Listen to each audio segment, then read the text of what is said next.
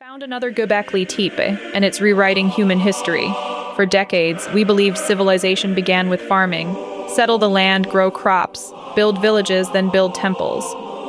That was the story. Simple, clean, impossible to challenge. Then Göbekli Tepe emerged from the hills of southeastern Turkey and shattered that timeline. 11,000 years old, massive stone pillars, carved animals, built before agriculture even existed. It forced a complete rethink. But Göbekli Tepe was alone. One extraordinary site sitting in empty hills, a puzzle with no context, no neighbors, no network, no explanation for how it appeared, until now. 40 kilometers southeast, archaeologists found another temple complex, Karahan Tepe, same region, same ancient age, same impossible craftsmanship, and it changes everything we thought we knew. Picture a windswept ridge in the Tektek Mountains, dry, golden grass in every direction. Rocky limestone hills baking under a relentless sun. Nothing grows here easily.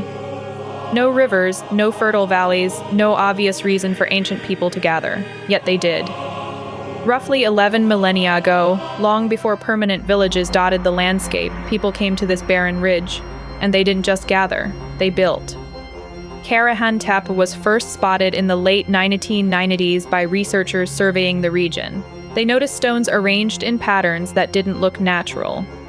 Shallow depressions carved into bedrock, fragments of worked limestone scattered across the slope. It looked like Göbekli Tepe, but smaller, quieter, less obvious. For years, it sat at the edge of archaeological awareness, partially documented, partially explored, waiting. Then excavations began in earnest around 2019.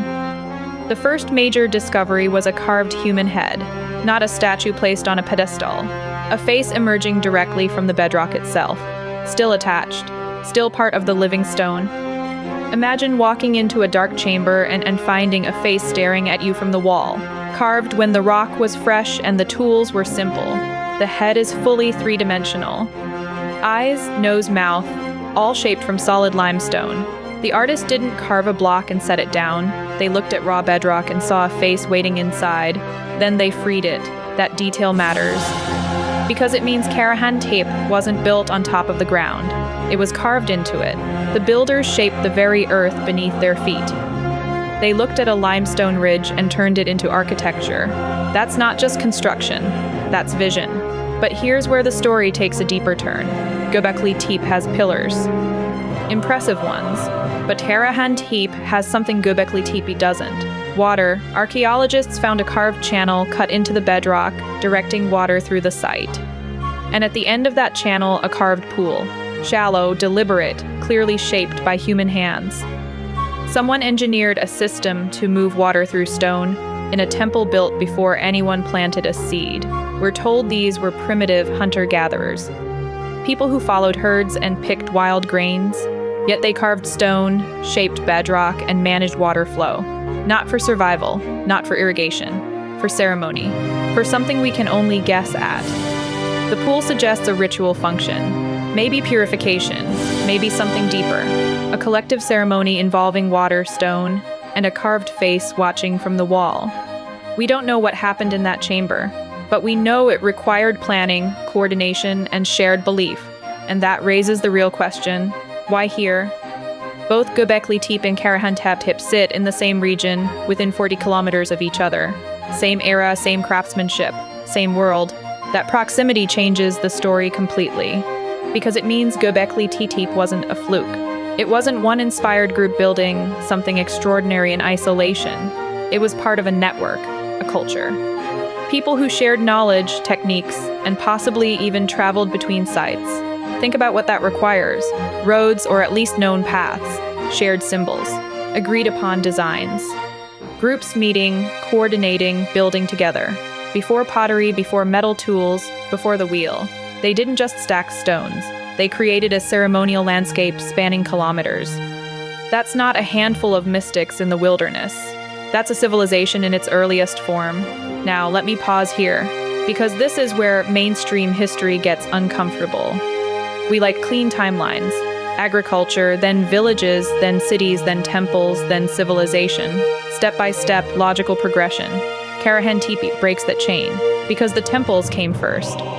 People gathered at sacred sites, built monumental architecture, and developed complex rituals, all before they figured out how to farm. The old model assumed you needed surplus food to feed builders. Where does the food come from before farming? The answer might be simpler than expected. The region was richer in that pre-agricultural era. Wild grains grew abundantly. Game was plentiful.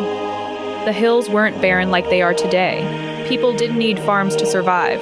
They had enough wild food to gather, feast, and build. Karahan Tepe proves that the urge to build sacred spaces came before the need for permanent settlement. Belief came first. Agriculture followed. That reversal is profound. It means civilization didn't begin with practical necessity. It began with something deeper, a shared need to connect, to mark the sacred, to gather around common purpose. Carved face in the bedrock isn't just art, it's evidence of a worldview, a people who saw the divine in stone and water, who shaped their environment to reflect that vision. And they did it together. That's the real discovery at Karahan Tepe. It's not a single temple. It's proof that the first stirrings of civilization were networked, coordinated, and far more sophisticated than we imagined. Excavations are ongoing. More chambers may be hidden beneath the soil. More faces may wait inside the rock. The site has only begun to reveal its full story. But what we already know changes the narrative. These weren't isolated builders. They were part of something larger. A connected, capable, ancient culture that left no written records, only stone. And the stone speaks loudly. Karahan Tepe sits in the same hills as Göbekli Tepe, silent and ancient, waiting to be heard. Follow for tomorrow's dig at another pre-farming temple you've never heard of.